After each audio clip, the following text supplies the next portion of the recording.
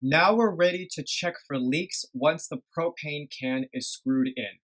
A quick safety note here.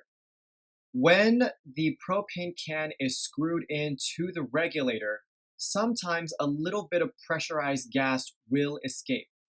When this happens, that does not mean that the can is not functional or that there is a leak. Sometimes this just escapes during the connection process. The gas that escapes is pressurized and very cold. So I do recommend for safety purposes to wear a glove in this process. But again, if you don't, just take care about any gas that might be leaking out. I try to screw it in quickly so that any gas that is leaking is quickly trapped shut again.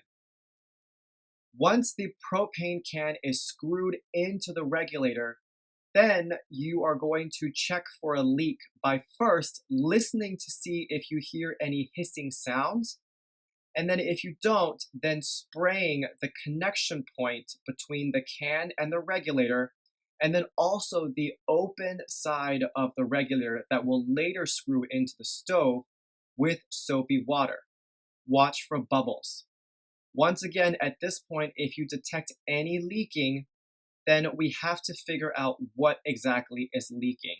So then the best thing to do there is to check the propane can with a regulator that is already on the rack that we know is okay, and or checking this regulator with a different propane can that's already on the rack. Do this as many times as you need to identify and isolate which component is causing the leak, and then set that component aside and do not continue to use.